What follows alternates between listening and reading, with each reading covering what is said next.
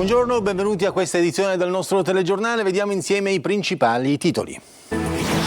Sicilia sotto la calura, previsti picchi di 40 gradi mentre un agricoltore di 58 anni muore nel siracusano, forse per un infarto a causa del caldo.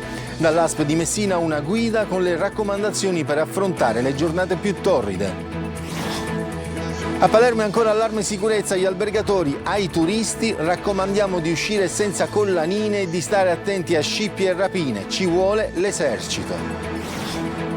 Messina, sequestro da 30 milioni di euro a 2 professionisti infedeli che avrebbero messo a disposizione della criminalità organizzata le proprie competenze. Sottopagati e filmati per essere poi redarguiti, ferie e riposi non concessi. Caporalato a Palermo, arrestato un noto imprenditore che agiva in 11 punti vendita tra Carini, Partinico e Castellammare del Golfo. Politica, rimane teso il clima nella maggioranza intorno a Fratelli d'Italia, in particolare dopo l'inchiesta della Procura di Palermo che ha coinvolto il presidente dell'Ars Galvagno. Nel dibattito anche il mancato finanziamento del film su Biagio Conte e il convegno su Borsellino. Spettacolo, Sal Da Vinci si prepara a salutare la Sicilia con Stasera che sera, lo show che toccherà Palermo e Catania a fine luglio e che realizza il sogno dell'artista partenopeo di uno spettacolo a 360 gradi che lo rappresenti. Calciomercato, il Catania perde Inglese e l'attaccante ha firmato per la Salernitana. A Palermo, in attesa di Augello e Palumbo, si fa in salita la trattativa per Elia.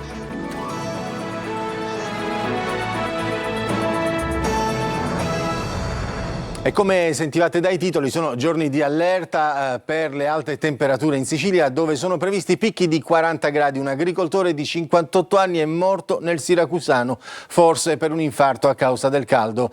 Dall'ASP di Messina arriva una guida con le raccomandazioni dell'unità operativa SPEM e intanto anche il traffico è in aumento. Francesco Triolo.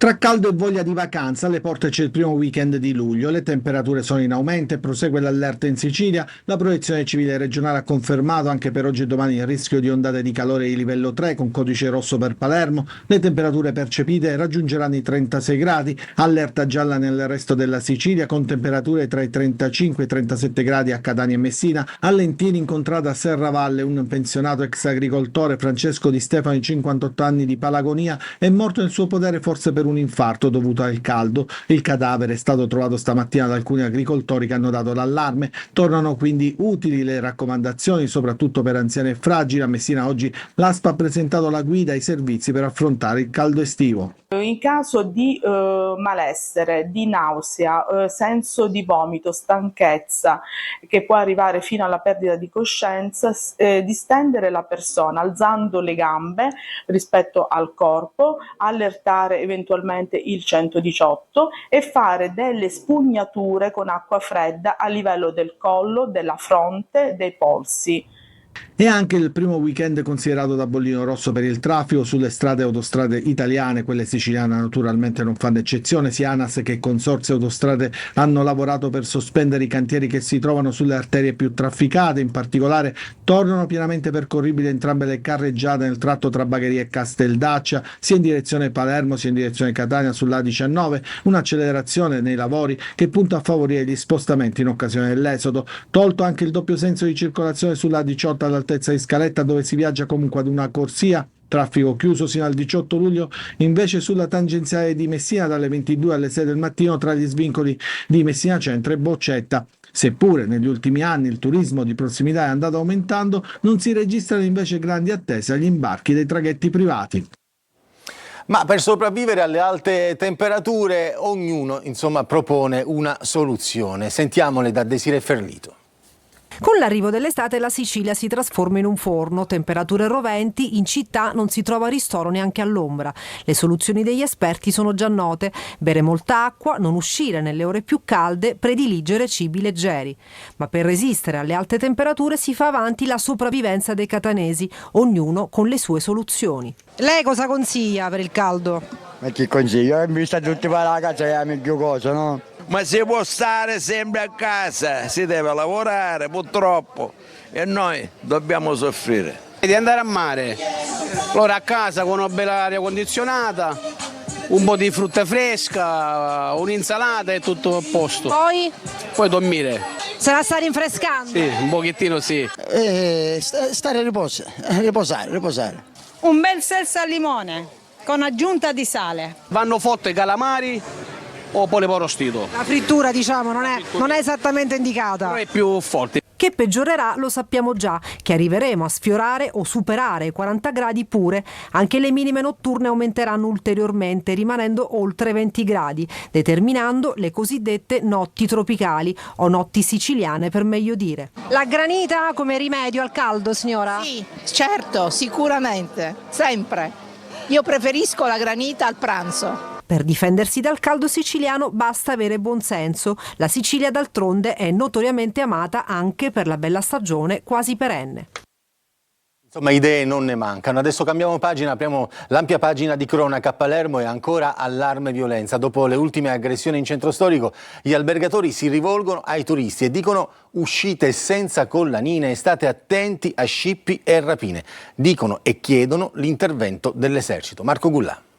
I turisti devono essere avvertiti di non poter usare una collanina, di non poter utilizzare il telefonino, di non poter utilizzare le carte di credito perché vengono scippati, malmenati, perseguiti. C'è una cosa veramente impossibile. Questa donna, che preferisce non essere ripresa, lavora in un noto albergo di Palermo. Il vademecum per i turisti è preoccupante, soprattutto perché l'escalation di aggressioni a chi viene a visitare la città sta macchiando l'immagine di Palermo. La bucceria diventa nucleo insidioso e pericoloso. Ultimamente, proprio nel vecchio mercato storico del capoluogo, sono stati picchiati e terrorizzati turisti portoghesi e canadesi. E allora quale può essere la soluzione? È necessario, a mio avviso, che venga utilizzato l'esercito, come è stato nel periodo di caldissimo in cui abbiamo avuto l'esercito. È necessario l'esercito per poter garantire ai nostri ospiti di stare sereni. La situazione credo che stia sfuggendo di mano. Fino a quando il prefetto non cercherà in qualche modo di sensibilizzare il ministro dell'interno per garantire più sicurezza, più prevenzione, più legalità su Palermo, noi continueremo a svegliarci la mattina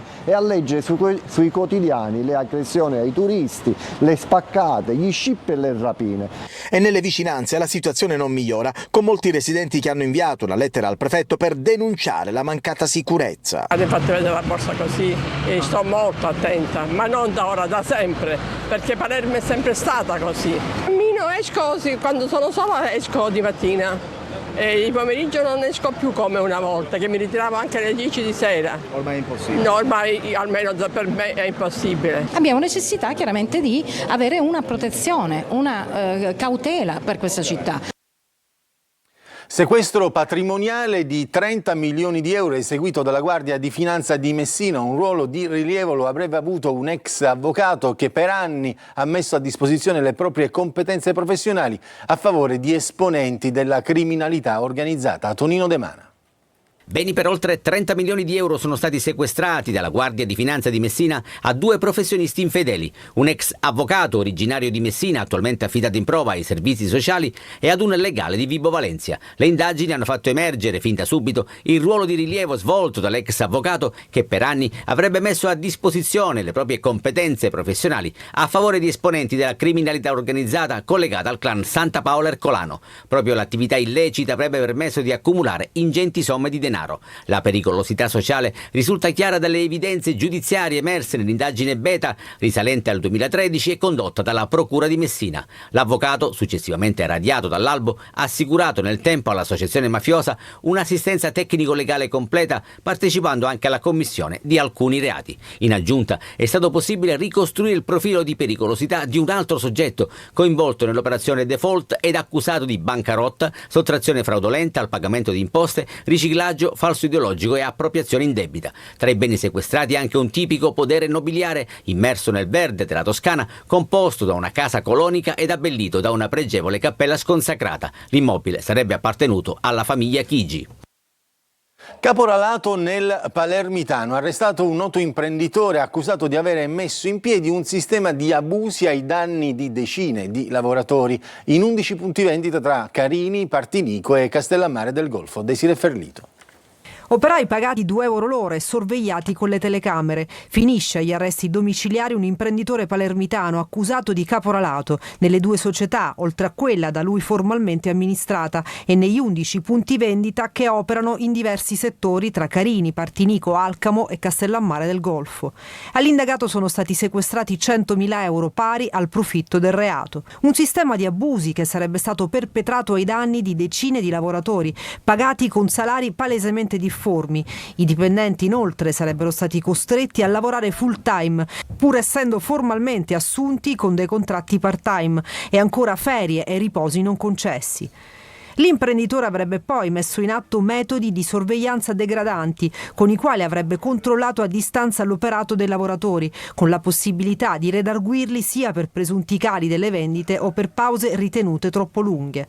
Sotto inchiesta anche le 3 società dell'imprenditore, a cui viene contestata la responsabilità amministrativa, e per una di esse scattata anche l'amministrazione giudiziaria per 1 anno, in modo da consentire la prosecuzione dell'attività dell'impresa sotto il controllo di un esperto nominato dal Tribunale.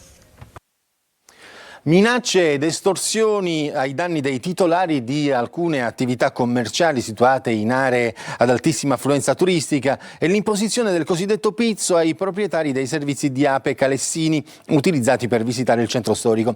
Arrestate 4 persone a Ortigia, a Siracusa, colpito il clan emergente. Secondo le indagini avviate nel 2021 e coordinate dalla Direzione Distrettuale Antimafia di Catania, al vertice del gruppo ci sarebbe stato Orazio Scarso, già noto alle forze dell'ordine legato al clan Bottaro Attanasio. Sequestrati anche beni per oltre 1 milione di euro e iscritti nel registro degli indagati altri 26 soggetti. Durante le perquisizioni rinvenute armi, esplosivi, droga e 40.000 euro in contanti.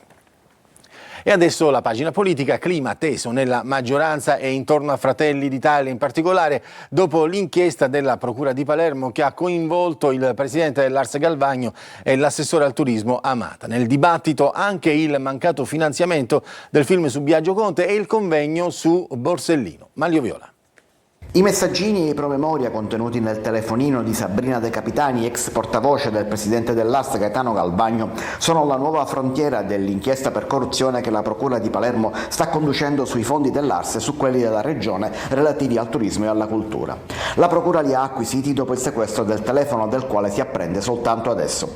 È l'ennesima puntata di una fuga di notizie periodica e senza soluzione di continuità relativa a un'indagine ancora in corso e ancora priva di provvedimenti di qualsiasi natura. Un'inchiesta che continua a snocciolare i propri risultati più sulla stampa che nelle aule di tribunale, ma che porta a conseguenze politiche ormai palesemente inevitabili. C'è un clima avvelenato intorno a Fratelli d'Italia in Sicilia, al punto che il partito decide di spostare a Roma il convegno nei giorni del ricordo di Paolo Borsellino. L'anniversario della bomba di Via D'Amelio, il 33esimo, cade fra qualche giorno, il 19 luglio, ma a Palermo quello che era il partito del magistrato assassinato lo ricorderà soltanto con la tradizionale fiaccolata serale. Intanto alla Regione c'è un nuovo fronte di scontro in giunta regionale. Il presidente Renato Schifani chiede conto e ragione proprio all'assessore Elvira Amata, indagata insieme al presidente Galvagno, del perché sia stata esclusa dai finanziamenti della Film Commission la fiction Rai sulla vita di Biagio Conte. Un grave errore per il presidente siciliano, che annuncia di essere pronto a mettere i fondi nella manovra bis che dovrà andare in discussione a breve. Da quella manovra, infatti, il governatore è pronto a cassare e riposizionare circa 80 milioni di euro, anche se la cancellazione di ogni mancetta rischia di far crescere i malumori. Disastrate, rattoppate alla meno peggio, invase dalle erbacce, le strade da e per l'aeroporto di Catania sono un biglietto da visita non certo edificante per i turisti e non solo per i turisti. Con l'estate poi incombe anche il rischio incendi. Tonino De Mana. Disastrate, rattoppate ed invase di erbacce che a volte invadono la carreggiata, rendendo pericoloso il transito dei mezzi. Le strade da e per l'aeroporto Fontana Rossa rappresentano un biglietto da visita non certo edificante. Da qualsiasi prospettiva lo scenario è desolante. Prendete per esempio la prosecuzione di Corso Indipendenza verso l'asse dei servizi, con enormi arbusti a ridosso della strada che ricoprono addirittura il guardrail. Vegetazione spontanea e domanda spontanea: perché non si interviene? Da queste parti, complici il caos, caldo e l'erba secca, il rischio incendi è elevato, ma evidentemente prevenzione e prudenza non abitano qui. E che dire della martoriata via San Giuseppe l'Arena, che periodicamente si trasforma in una selva. Ci siamo spesso occupati della pericolosità di questa curva e siamo costretti a ritornare a denunciare lo stato d'abbandono. Sono tante le segnalazioni al numero di WhatsApp 342 74 55005, richieste di intervento che arrivano anche nel tratto di rettilineo antistante Maristaeli, dove la strada è piena di buche ed avvallamenti che, specie nelle ore serali, rischiano di creare brutti scherzi ad automobilisti e motociclisti. Cola a brodo anche la via Priolo sopraelevata, che per intenderci collega l'aeroporto di Catania con il porto. Buche e rattoppi sono in bella mostra, facendo sobbalzare, non certo di gioia, chi arriva in città. Per tutti, benvenuti a Catania. Adesso c'è la pubblicità, poi torniamo. Tra le altre cose parleremo di spettacolo e dello show di Sal Da Vinci.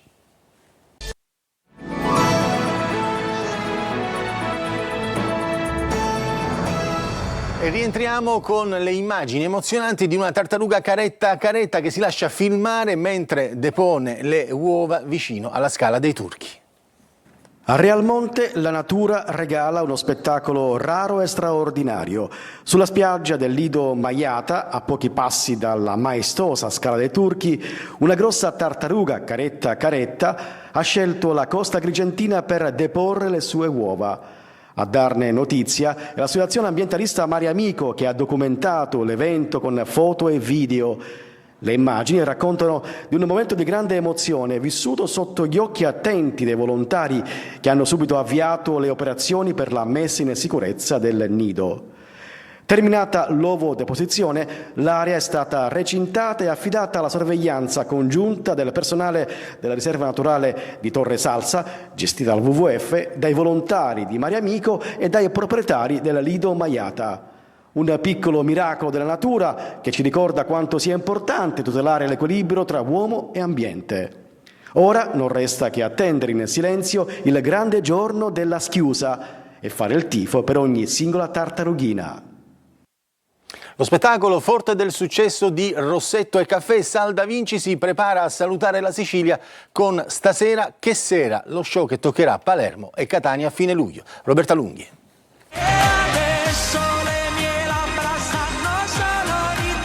Una canzone dalla forza dirompente che dopo un anno dall'uscita continua a collezionare numeri con oltre 120 milioni di streaming, 2 dischi di platino, un videoclip che ha dominato per mesi le classifiche italiane su YouTube. Per Sal Da Vinci l'effetto Rossetto e Caffè continua. No, io la amo perché mi ha dato anche la possibilità di poter entrare nel cuore di tanti ragazzi che magari non seguivano la mia musica.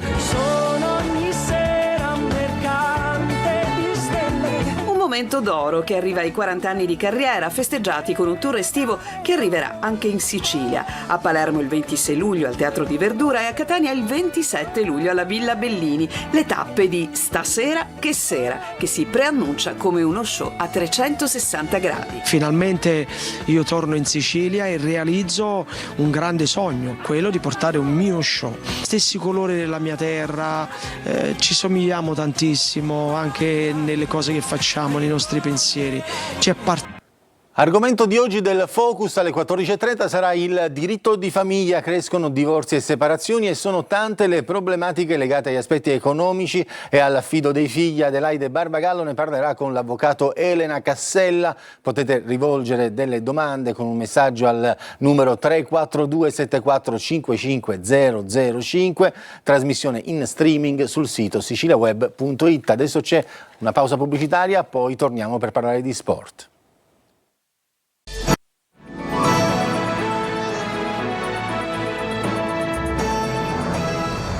Calciomercato, il Catania perde in inglese, l'attaccante ha firmato per la Salernitana, mentre a Palermo in attesa di Augello e Palumbo si fa in salita la trattativa per Elia. Marco Carli. L'idillio fra Pippo Inzaghi e il Palermo prosegue anche a giorni dalla sua presentazione. Ai canali ufficiali del club ha parlato di impatto bellissimo con la città. L'allenatore ha detto e raccontato dell'atmosfera a suo dire esaltante e dell'augurio di sentirsi all'altezza. L'obiettivo, è risaputo, è quello di fare meglio dell'anno scorso e lottare per la A. In casa Catania finisce come i tifosi non volevano la vicenda inglese. L'attaccante infatti è stato ufficializzato dalla Salernitana. Il calciatore, si legge nella nota del club, appena retrocesso in C, libero da contratto, ha firmato con i Granata fino al 30 giugno 2026 con rinnovo automatico al verificarsi di determinate condizioni. Un'operazione su cui ha inciso la regia del DS Daniele Faggiano, ex rossazzurro e colui che ha scommesso su inglese nella passata stagione. In panchina all'Arechi troverà Raffaele, tecnico che è andato vicino alla promozione lo scorso anno col Cerignola. Non è riuscita dunque la mossa del Catania, che aveva formulato un'offerta al giocatore per prolungare il rapporto. Adesso bisognerà rivoluzionare l'attacco, che era stato il reparto che, tranne appunto per inglese, non si era dimostrato all'altezza nella stagione scorsa. In casa Siracusa sarebbe sempre più vicino l'ingaggio di Laneri come DS e l'ufficializzazione insieme alla firma potrebbe arrivare nei primi giorni della prossima settimana. Nelle prossime 72 ore il nuovo organico del Trapani Calcio lo ha annunciato il presidente Valerio Antonini. Valerio Antonini rilancia alla vigilia della nuova stagione agonistica e puntando in alto malgrado le penalizzazioni della giustizia sportiva. Potenziamento quindi ulteriore della squadra di basket di Serie A e un Trapani Calcio tutto nuovo che non ripercorra le strade infruttuose del recente passato.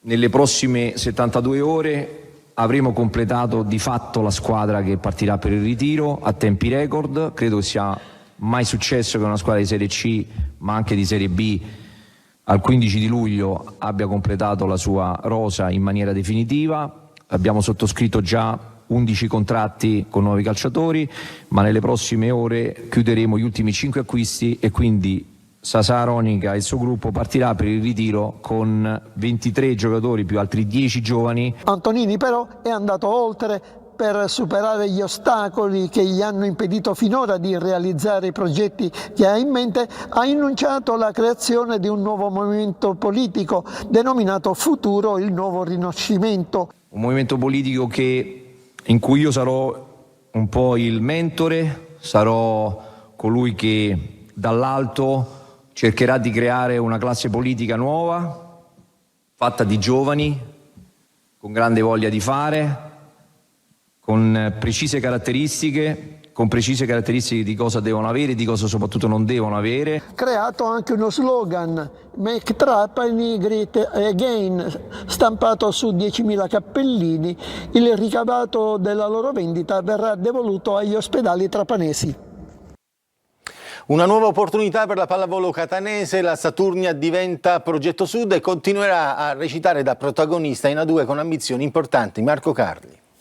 Da una difficoltà nasce un'opportunità che può essere anche importante. La Saturnia rischiava di non poter proseguire nel percorso di vertice del panorama pallavolistico italiano. C'era la possibilità di trasferire il titolo alla Franco Tigano Palmi, club calabrese, ma questioni burocratiche hanno fatto cambiare programmi e percorrere appunto nuove opportunità. Proseguire insieme il progetto sportivo catanese, continuando a tenerlo radicato nel territorio con un nome che fa capire le intenzioni: Sviluppo Sud Catania. È una decisione non sofferta, una decisione che parte dalla consapevolezza di trovarci in una città che ha una storia pallavolistica importante e che soprattutto ha un tessuto sociale ed economico che permette il raggiungimento di qualsiasi obiettivo. Scegliere Catania come sede di un progetto sportivo che quest'anno vedrà la nostra realtà sportiva portare avanti un discorso che abbiamo iniziato 5 anni fa, grazie al supporto fondamentale del Presidente Carbone e della società che lui rappresenta, che è la Franco Tigano Palmi, vuol dire tanto. La squadra, già costruita dal DS Massimo Donofrio e affidata alla guida del tecnico Paolo Montagnani, avrà ambizioni importanti. Le svela il Presidente dopo aver confermato che i colori resteranno in rosso-azzurro con l'elefante catanese come simbolo. L'obiettivo stagionale è? Sicuramente quello di andare ai playoff, non me lo nascondo, salvarci e fare una puntatina tra le 8 squadre che parteciperanno alla fase finale del campionato di A2. Poi, ripeto, non mettiamo mai limite alla provvidenza. È tutto, grazie per averci seguito, buon proseguimento di giornata.